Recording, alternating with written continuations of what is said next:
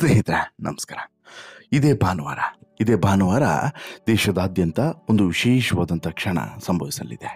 ಇಡೀ ವಿಶ್ವಕ್ಕೆ ಇದರ ಪರಿಣಾಮ ಇದ್ರೂ ಕೂಡ ನಮ್ಮ ದೇಶದಲ್ಲಿ ನಮ್ಮ ದೇಶದ ಜನರಿಗೆ, ಅದರಲ್ಲೂ ಕೂಡ 7 ರಾಶಿಯ ಚಕ್ರಗಳಿಗೆ ಭಾರಿ ದೊಡ್ಡ ಪರಿಣಾಮವನ್ನು ಈ ಬಾರಿಯ ಚಂದ್ರಗ್ರಹಣ ಬೀರಲಿದೆ ಅನ್ನೋದು ಗೊತ್ತಾಗಿದೆ. ಚಂದ್ರಗ್ರಹಣ ಅನ್ನೋದು ಈ ಭೂಮಂಡಲದಲ್ಲಿ ನಡೆಯುವಂಥ ಒಂದು ವಿಶೇಷವಾದಂಥ ಪ್ರಕ್ರಿಯೆ, ನಮ್ಮ ಖಗೋಳದಲ್ಲಿ ನಡೆಯುವಂಥ ವಿಶೇಷವಾದಂಥ ಪ್ರಕ್ರಿಯೆ. ಆದರೂ ಕೂಡ ಇದು ಭೂಮಂಡಲದ ಮೇಲೆ ದೊಡ್ಡ ಪರಿಣಾಮವನ್ನು ಪ್ರತಿ ಬಾರಿಯೂ ಕೂಡ ಬೀರುತ್ತೆ. ಅದರಲ್ಲೂ ಕೂಡ ಚಂದ್ರಗ್ರಹಣ ಅಂದರೆ ಮನಸ್ಕಾರಕ, ಮನಸ್ಸಿನ ಮೇಲೆ ಮತ್ತು ಪಂಚಭೂತಗಳ ಮೇಲೆ, ಪ್ರಕೃತಿಯ ಮೇಲೆ ನೇರವಾದಂಥ ಪರಿಣಾಮವನ್ನು ಬೀರುವಂಥ ಶಕ್ತಿಯನ್ನು ಹೊಂದಿದೆ ಈ ಬಾರಿಯ ಚಂದ್ರಗ್ರಹಣ. ಹೀಗಾಗಿ ಈ ಚಂದ್ರಗ್ರಹಣ 8 ರಾಶಿ ಚಕ್ರಗಳ ಮೇಲೆ ಅಶುಭ ಫಲವನ್ನು ನೀಡ್ತಾ ಇದೆ ಎನ್ನುವಂತಹ ಆಘಾತಕಾರಿ ಅಂಶ ಈಗ ಗೊತ್ತಾಗಿದೆ. ಹಾಗಾದರೆ ಈ ರಾಶಿ ಚಿಹ್ನೆಗಳು ಯಾವುವು? ಅಪ್ಪಿತಪ್ಪಿಯೂ ಕೂಡ ಈ ಚಂದ್ರಗ್ರಹಣದಲ್ಲಿ ಈ ಕೆಲಸವನ್ನು ಮಾಡಲೇಬಾರ್ದು ಅಂತೇಳಿ ಜ್ಯೋತಿಷಿಗಳು ಹೇಳ್ತಾರೆ. ಹಾಗಾದರೆ ಯಾವ ಕೆಲಸ?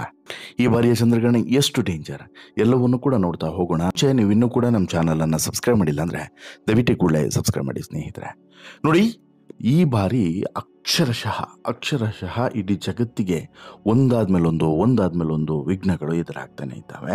ಇನ್ನಷ್ಟು ವಿಘ್ನಗಳು ಎದುರಾಗೋದ್ರಲ್ಲಿ ಅನುಮಾನನೇ ಇಲ್ಲ. ಈಗಾಗಲೇ ಅಕಾಲಿಕ ಮಳೆ, ಅತಿವೃಷ್ಟಿ ಮಾಡ್ತಿರುವಂಥದ್ದು, ಜೊತೆಗೆ ದೇಶಗಳ ನಡುವೆ ಭಿನ್ನಾಭಿಪ್ರಾಯಗಳು ವೈಮನಸ್ಸು ಹೆಚ್ಚುತ್ತಾ ಇರುವಂಥದ್ದು, ಹಾಗೆಯೇ ರಾಜ್ಯದಲ್ಲಿರ್ಬೋದು, ದೇಶದಲ್ಲಿರ್ಬೋದು, ಹಾಗೆಯೇ ವಿದೇಶಗಳಲ್ಲಿರ್ಬೋದು, ರಾಜಕೀಯವಾಗಿ ರಾಜತಾಂತ್ರಿಕತೆಯಿಂದ ಸಾಕಷ್ಟು ಕೆಟ್ಟ ಡೆವಲಪ್ಮೆಂಟ್ಗಳು ಆಡ್ತಿರೋದು ಇರ್ಬೋದು. ಇನ್ನು ಪಂಚಭೂತಗಳು ಅತ್ಯಂತ ನಿಕೃಷ್ಟವಾಗಿ ವರ್ತಿಸ್ತಿರೋದಿರ್ಬೋದು. ಅಲ್ಲಲ್ಲಿ ಭೂಕುಸಿತ, ಜಲಪ್ರಳಯ, ಸುನಾಮಿ, ಜೊತೆಗೆ ಅಗ್ನಿಕುಂಡಗಳಿಗೆ ಹೇಳ್ತಿರುವಂಥದ್ದು, ಈ ಕಿಚ್ಚು ಎಲ್ಲ ಕಡೆಯೂ ಕೂಡ ಹೊತ್ತಿ ಉರಿತಿದೆ. ಆ ರೀತಿ ಆಗ್ತಿದೆ ಪರಿಸ್ಥಿತಿ. ಇನ್ನು ಮಳೆ ಬಂದರೆ ವಿಪರೀತವಾದಂಥ ಮಳೆ, ಕೊಚ್ಕೊಂಡು ಹೋಗುವಂಥ ಮಳೆ, ಧರೆಗಳು ಉದುರುತ್ತಿರುವಂಥದ್ದು, ಕೆಳಗೆ ಪಟ ಪಟ ಬಡ ಬಡ ಅಂತೇಳಿ ಬಂದು ಬೀಳ್ತಿದ್ದಾವೆ. ಗುಡ್ಡಗಳು ಹೆಂಗೆ ಕುಸಿತಿದ್ದಾವೆ ಅಂದರೆ ಕೆಲವು ಕಡೆ ಅಂತೂ ಮೈ ಜುಮ್ ಅನ್ನುತ್ತವೆ. ಪ್ರವಾಹ ಬಂತು ಅಂತ ಹೇಳಿದ್ರೆ ಸಿಕ್ಕಿದ್ದು ಪಕ್ಕಿದ್ದು ಎಲ್ಲದನ್ನೂ ಕೂಡ ಕೊಚ್ಕೊಂಡು ಹೋಗ್ತಿದೆ. ಆ ಪ್ರಮಾಣದಲ್ಲಿ ಪ್ರತಿಯೊಂದು ಕೂಡ ಅಬ್ಬರಿಸ್ತಿದೆ ಈಗಾಗಲೇ. ಇದು ಇನ್ನಷ್ಟು ಹೆಚ್ಚಾಗುತ್ತೆ ಅನ್ನುವಂತಹ ಎಚ್ಚರಿಕೆಯನ್ನು ಈ ಬಾರಿಯ ಚಂದ್ರಗ್ರಹಣ ಕೊಡ್ತಿದೆ. ಕಾರಣ ಏನು ಅಂತ ಹೇಳಿದ್ರೆ, ಚಂದ್ರಗ್ರಹಣ ಅಂದ್ರೇ ಹಾಗೆ. ಚಂದ್ರಗ್ರಹಣ ನೇರವಾಗಿ ಪ್ರಕೃತಿಯ ಮೇಲೆ ಪರಿಣಾಮವನ್ನು ಬೀರುವಂಥದ್ದು. ಚಂದ್ರಗ್ರಹಣ ಏನೇ ಆದರೂ ಕೂಡ ಈ ಹುಣ್ಣಿಮೆ ಸಮಯದಲ್ಲಿ ಆಗೋದ್ರಿಂದ ಇದು ಇನ್ನಷ್ಟು ಅಪಾಯಗಳನ್ನು ಹೆಚ್ಚಿಸ್ತದೆ ಅನ್ನುವಂತಹ ನಂಬಿಕೆ ಇದೆ. ಆಕಸ್ಮಿಕವಾಗಿಯೂ ಕೂಡ ಚಂದ್ರಗ್ರಹಣನ ವೀಕ್ಷಿಸಿದರೆ ಅದರ ದುಷ್ಪರಿಣಾಮವನ್ನು ತಪ್ಪಿಸೋದಕ್ಕೆ ಸಾಧ್ಯನೇ ಇಲ್ಲ ಅನ್ನುವಂಥ ಎಚ್ಚರಿಕೆಯನ್ನು ಕೂಡ ಜ್ಯೋತಿಷಿಗಳು ಕೊಡ್ತಿದ್ದಾರೆ. ಅದರಲ್ಲೂ ಕೂಡ ಒಂದಷ್ಟು ರಾಶಿಗಳಿಗೆ ಭಾರಿ ಕೆಟ್ಟ ಪರಿಣಾಮವನ್ನು ಈ ಚಂದ್ರಗ್ರಹಣ ಬೀರುತ್ತೆ ಅನ್ನುವಂತಹ ಮುನ್ನೆಚ್ಚರಿಕೆಯನ್ನು ಕೊಟ್ಟಿದ್ದಾರೆ. ಹಾಗಾದರೆ ಈ ಭಾನುವಾರದ ಚಂದ್ರಗ್ರಹಣದ ಸಮಯ ಏನು, ಏನೆಲ್ಲ ಅವಘಡಗಳು ಸಂಭವಿಸುವಂಥ ಸಾಧ್ಯತೆ ಇರ್ತದವೆ, ಯಾವ ರಾಶಿ ಕೆಟ್ಟದಿದೋ ನೋಡ್ತಾ ಹೋಗೋಣ ಬನ್ನಿ. ಈ ಚಂದ್ರಗ್ರಹಣ ಸೆಪ್ಟೆಂಬರ್ 7ನೇ ತಾರೀಕು ರಾತ್ರಿ 9:57 ಪ್ರಾರಂಭ ಆಗಿ ಬೆಳಗ್ಗೆ 1:27 ಅಂದರೆ ಮಧ್ಯರಾತ್ರಿ ಅಥವಾ ಬೆಳಗಿನ ಜಾವ 1:27 ಕೂಡ ಇರ್ತದೆ. ಈ 3.5 ಗಂಟೆಗಳ ಕಾಲ ಪೆನಂಬ್ರಲ್ ಚಂದ್ರಗ್ರಹಣ ಒಟ್ಟು ಈ 3 ಗ್ರಹಣಕ್ಕಿಂತನೂ ಕೂಡ ಹೆಚ್ಚು ಪ್ರಭಾವಶಾಲಿ ಅಂತಲೂ ಕೂಡ ಹೇಳ್ಬೋದು. ಅಂದರೆ ಈ ಗ್ರಹಣ ಉಳಿದಂತಹ ಗ್ರಹಣಕ್ಕಿಂತನೂ ಕೂಡ ಹೆಚ್ಚು ಪ್ರಭಾವಶಾಲಿ ಅಂತೇಳಿ ನಂಬಿದ್ದಾರೆ. ಚಂದ್ರಗ್ರಹಣ ಉಪಾಯಗಳು ಅಂದರೆ ಈ ಬಾರಿ ಚಂದ್ರಗ್ರಹಣದಿಂದ ತಪ್ಪಿಸ್ಕೊಳ್ಳೋಕ್ಕಿರುವಂಥ ಉಪಾಯಗಳು ಏನು ಅಂತ ಹೇಳಿದ್ರೆ, ಭಾನುವಾರದಂದು ದೇಶದಾದ್ಯಂತ ಚಂದ್ರಗ್ರಹಣ ಸಂಭವಿಸೋದ್ರಿಂದ ಈ 8 ರಾಶಿ ಚಕ್ರಗಳ ಚಿಹ್ನೆಯ ಮೇಲೆ ಅಶುಭ ಮತ್ತು ತೊಂದರೆಯನ್ನು ಉಂಟು ಮಾಡ್ತವೆ ಅನ್ನುವಂತಹ ಎಚ್ಚರಿಕೆಯನ್ನು ಜ್ಯೋತಿಷಿಗಳು ಕೊಡ್ತಿದ್ದಾರೆ. ಆಕಸ್ಮಿಕವಾಗಿಯೂ ಇವರು ಚಂದ್ರಗ್ರಹಣವನ್ನು ವೀಕ್ಷಿಸಬಾರ್ದು. ಆಕಸ್ಮಿಕವಾಗಿಯೂ ಕೂಡ ಒಂದು ವೇಳೆ ವೀಕ್ಷಣೆ ಮಾಡಿದ್ರು ಅಂತ ಹೇಳಿದ್ರೆ ಅದರಿಂದ ಆಪತ್ತು ತಪ್ಪಿದ್ದಲ್ಲ ಅನ್ನುವಂಥ ಮುನ್ನೆಚ್ಚರಿಕೆಯನ್ನು ಕೊಟ್ಟಿದ್ದಾರೆ. ಅಂದರೆ ಇಲ್ಲಿ ಅದರ ದುಷ್ಪರಿಣಾಮವನ್ನು ಎದುರಿಸುವಂತಹ ಪರಿಣಾಮಕ್ಕೆ ನೀವು ಸಿದ್ಧರಾಗಿರಿ ಅಂತೇಳಿ ಅದನ್ನು ನೋಡಿದ್ರು ಕೂಡ. ಹಾಗಾದರೆ ಯಾವ ರಾಶಿಗಳು ಏನೆಲ್ಲ ಅಪಾಯಗಳಿದ್ದಾವೆ ನೋಡ್ತಾ ಹೋಗೋಣ ಬನ್ನಿ. ಚಂದ್ರಗ್ರಹಣದಿಂದ 2 ರೀತಿಯ ಪರಿಣಾಮಗಳು ಇವೆ ಅಂತ ಹೇಳ್ಬಿಟ್ಟು ಈ ಬಾರಿ ಹೇಳ್ತಾ ಇದ್ದಾರೆ. ಮೊದಲನೇದು ಕಾಸ್ಮಿಕ್ ಪರಿಣಾಮ, ಮತ್ತೊಂದು 2ನೇದು ವೈಯಕ್ತಿಕ ಪರಿಣಾಮ. ರಾಶಿಚಕ್ರ ಚಿಹ್ನೆಯ ಪ್ರಕಾರ ವೈಯಕ್ತಿಕ ಪರಿಣಾಮವನ್ನು ನಾವಿಲ್ಲಿ ಕಾಣಬಹುದು ಅನ್ನುವಂಥ ಎಚ್ಚರಿಕೆಯನ್ನು ಕೊಟ್ಟಿದ್ದಾರೆ. ಸೆಪ್ಟೆಂಬರ್ 7ರಂದು ಭಾದ್ರಪದ ಮಾಸದ ಶುಕ್ಲ ಪಕ್ಷದ ಹುಣ್ಣಿಮೆಯಂದು ಚಂದ್ರಗ್ರಹಣ ಸಂಭವಿಸ್ತಾ ಇದೆ. ಈ ಚಂದ್ರಗ್ರಹಣ ಇಡೀ ಭಾರತಕ್ಕೆ ಮಾತ್ರ, ಇದು ಭಾರತದ ಎಲ್ಲ ಭಾಗಗಳಲ್ಲೂ ಕೂಡ ಗೋಚರಿಸ್ತದೆ. ಈ ಚಂದ್ರಗ್ರಹಣ ಬೆಳಗ್ಗೆ 1:27 ಕೂಡ ಇರ್ತದೆ. ವೈಜ್ಞಾನಿಕವಾಗಿ 8 ರಾಶಿ ಚಕ್ರಗಳ ಮೇಲೆ ಈ ಚಂದ್ರಗ್ರಹಣ 8 ರಾಶಿ ಚಕ್ರಗಳ ಮೇಲೆ ಈ ಚಂದ್ರಗ್ರಹಣದ ಅಶುಭ ಪರಿಣಾಮ ಇದೆ ಅನ್ನೋದು ಜ್ಯೋತಿಷಿಗಳ ಲೆಕ್ಕಾಚಾರ. ಮೇಷ, ವೃಷಭ, ಕನ್ಯಾ, ಧನುರಾಶಿಯವರಿಗೆ ಇದು ಶುಭವಾದರೆ, ಮಿಥುನ, ಕರ್ಕ, ಸಿಂಹ, ತುಲಾ, ವೃಷಿಕ, ಮಕರ, ಕುಂಭ ಮತ್ತು ಮೀನರಾಶಿಯವರಿಗೆ ಇದು ಅಶುಭ ಮತ್ತು ನೋವಿನಿಂದ ಕೂಡಿರುವಂಥ ಗ್ರಹಣ ಅಂತೇಳಿ ಹೇಳ್ತಾರೆ. ಅಂದರೆ 100ಕ್ಕೆ 200 ಭಾಗ ಕೆಟ್ಟದಾಗುತ್ತೆ, ಬರೆದಿಟ್ಕೊಳ್ಳಿ ಎನ್ನುವಂಥ ಮುನ್ನೆಚ್ಚರಿಕೆ ಕೊಟ್ಟಂತಿದೆ. ಇನ್ನು ಈ ಗ್ರಹಣ ಅಶುಭವೆಂತ ಹೇಳಿ ಈಗಾಗಲೇ ಪರಿಗಣಿಸಲಾಗಿದೆ.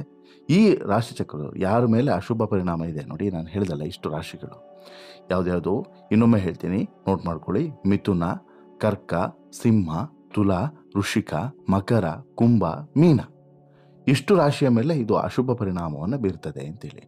ಇಷ್ಟು ರಾಶಿಯವರು ಹಾಗಾದರೆ ಏನು ಮಾಡಬೇಕು, ಇದನ್ನು ಕೂಡ ಜ್ಯೋತಿಷಿಗಳು ಹೇಳ್ತಾರೆ. ಈ ಗ್ರಹಣ ಅಶುಭವಂತೇಳಿ ಪರಿಗಣಿಸಿದಂತಹ ರಾಶಿಚಕ್ರದ ಜನರು ಈ ಗ್ರಹಣವನ್ನು ಅಪ್ಪಿತಪ್ಪಿಯೂ ಕೂಡ ವೀಕ್ಷಿಸಬಾರದು.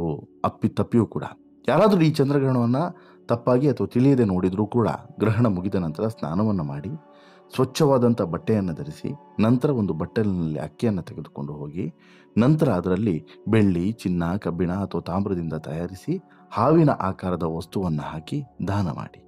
ಹಾಗೆ ಮಾಡುವುದರಿಂದ ಶುಭ ಅಂತೇಳಿ ಪರಿಗಣಿಸಲಾಗಿದೆ. ಇದು ಅಶುಭ ಪರಿಣಾಮವನ್ನು ಕಡಿಮೆ ಮಾಡ್ತದೆ. ಇನ್ನು ರಾಷ್ಟ್ರೀಯ ದೃಷ್ಟಿಕೋನದಿಂದ ಈ ಗ್ರಹಣವನ್ನು ಒಳ್ಳೆಯ ಸಂಕೇತ ಅಂತಲೂ ಕೂಡ ಪರಿಗಣಿಸೋದಿಲ್ಲ ಅಂತಲೂ ಕೂಡ ಈಗಾಗಲೇ ಹೇಳ್ತಾ ಇದ್ದಾರೆ. ಈ ಚಂದ್ರಗ್ರಹಣ ಒಟ್ಟು ಎಲ್ಲ ಗ್ರಹಗಳಿಗಿಂತಲೂ ಕೂಡ ಹೆಚ್ಚಿನ ಆಕಾಶ ಭಾಗವನ್ನು ಆವರಿಸ್ತದೆ. ಈ ಗ್ರಹಣವು ನಮ್ಮ ದೇಶಕ್ಕೆ ತುಂಬ ಅಶುಭಕರ ಆಗಿರೋದಿಲ್ಲ. ಇದರ ನಂತರ ಸೂರ್ಯಗ್ರಹಣ ಇರ್ತದೆ. ಆದರೆ ಈ ಗ್ರಹಣವು ಭಾರತದಲ್ಲಿ ಗೋಚರಿಸೋದಿಲ್ಲ. ಅಂಥ ಪರಿಸ್ಥಿತಿಯಲ್ಲಿ ಸೂರ್ಯಗ್ರಹಣವು ಯಾವುದೇ ಪರಿಣಾಮವನ್ನು ಬೀರೋದಿಲ್ಲ. ಒಟ್ಟು ಗ್ರಹಣ ಸಂಭವಿಸಿದಾಗ ಅದು ಕೇವಲ ಅವ್ಯವಸ್ಥೆ ಮತ್ತು ಕೆಲವು ಅಸ್ಥಿರತೆಯನ್ನು ಸೃಷ್ಟಿಸ್ತದೆ ಅನ್ನೋದನ್ನು ಇಲ್ಲಿ ನಾವು ನಂಬಲೇಬೇಕು. ಇದು ಅಸಮಾಧಾನದ ಪರಿಸ್ಥಿತಿಯನ್ನು ಕೂಡ ಸೃಷ್ಟಿಸ್ತದೆ. ಈ ಸಮಯದಲ್ಲಿ ಆಹಾರವನ್ನು ಸೇವಿಸಲೇಬಾರ್ದು. ಮಕ್ಕಳು, ವೃದ್ಧರು, ರೋಗಿಗಳು ಮತ್ತು ಪ್ರತಿಯೊಬ್ಬ ಗರ್ಭಿಣಿಯರು ಕೂಡ ಮನೆಯೊಳಗೆ ಇರಬೇಕು. ಇನ್ನು ದೇವಸ್ಥಾನದಲ್ಲಿರುವಂತಹ ವಿಗ್ರಹಗಳನ್ನು ಮುಟ್ಟೋದನ್ನು ಕೂಡ ನಿಷೇಧ ಮಾಡ್ತಾರೆ. ಯಾಕಂತ ಹೇಳಿದ್ರೆ ಈ ಸಂದರ್ಭಗಳಲ್ಲಿ, ಈ ಗ್ರಹಣ ನಡೆಯುವಂಥ ಸಂದರ್ಭದಲ್ಲಿ ಕೆಡುಕು ಹೆಚ್ಚಾಗೋದ್ರಿಂದ ಮತ್ತು ಶಕ್ತಿಪೀಠಗಳಲ್ಲೂ ಕೂಡ ಶಕ್ತಿ ಕೆಲವು ಸಲ ವೃದ್ಧಿ ಆಗ್ತದೆ, ಕೆಲವು ಸಲ ಕಡಿಮೆ ಇರ್ತದೆ ಅನ್ನುವಂಥ ನಂಬಿಕೆ.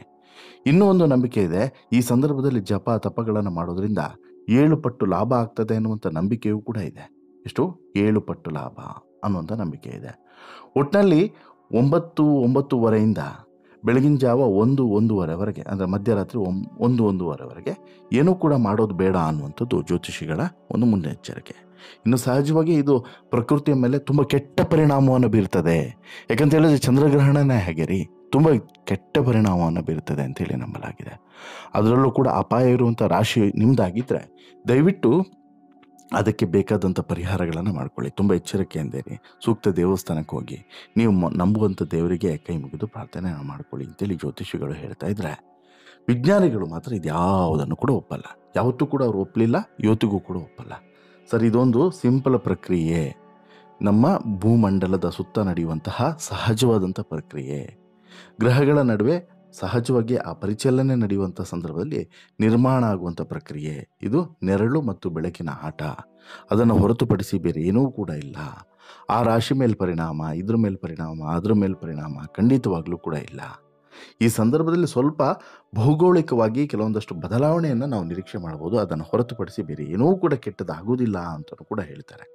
ಬಟ್ ಆದರೆ ಪಿತೃಪಕ್ಷದಲ್ಲಿ ನಡೀತಾ ಇರುವಂತಹ ಈ ಚಂದ್ರಗ್ರಹಣ ಒಂದಷ್ಟು ಜನರಿಗೆ ಅಪಾಯಕಾರಿ ಅಂತ ಹೇಳಿಬಿಟ್ಟು ಜ್ಯೋತಿಷಿಗಳು ಹೇಳ್ತಿರೋದ್ರಿಂದ ಸಹಜವಾಗಿ ಆತಂಕ ಅಂತೂ ಜನಮಾನಸದಲ್ಲಿರೋದಂತೂ ಸತ್ಯ. ಏನೇ ಇದ್ರೂ ಕೂಡ ಸ್ನೇಹಿತರೆ, ನಾವು ಬೆಂಗಳೂರಲ್ಲೂ ಕೂಡ ನೋಡ್ಬೋದು, ಗ್ರಹಣ ಇದ್ದಾಗ ಜನ ಓಡಾಡಲ್ಲ. ಸೂರ್ಯಗ್ರಹಣ ಲಾಸ್ಟ್ ಟೈಮ್ ಒಂದ್ಸಲ ಇದ್ದಾಗ ಬೆಂಗಳೂರು ಖಾಲಿ. ಅದೇ ಕೋವಿಡ್ ಲಾಕ್ಡೌನ್ ಮಾಡಿದಾಗ ಜನ ಕದ್ದು ಮುಚ್ಚಿ ಓಡಾಡ್ತಿದ್ರು. ಅಂತಹ ಸ್ಥಿತಿ ನಮ್ಮದು. ಅಂದರೆ ಆ ರೀತಿಯಾದಂತಹ ಮಾನಸಿಕತೆಯಲ್ಲಿ ನಾವಿದ್ದೇವೆ. ಹಾಗಾಗಿ ಕೆಲವೊಂದು ಸಲ ಕೆಲವೊಂದನ್ನು ನಾವು ಮನಸ್ಸಿನ ಮೇಲೆ ಪರಿಣಾಮವನ್ನು ಬೀರುತ್ತೆ ಅಂತೇಳಿ ನಂಬಿದಾಗ ಅದನ್ನು ತುಂಬ ಎಚ್ಚರಿಕೆಯಿಂದ ತೆಗೆದುಕೊಳ್ಳೋದ್ರಲ್ಲಿ ತಪ್ಪೂ ಕೂಡ ಇಲ್ಲ.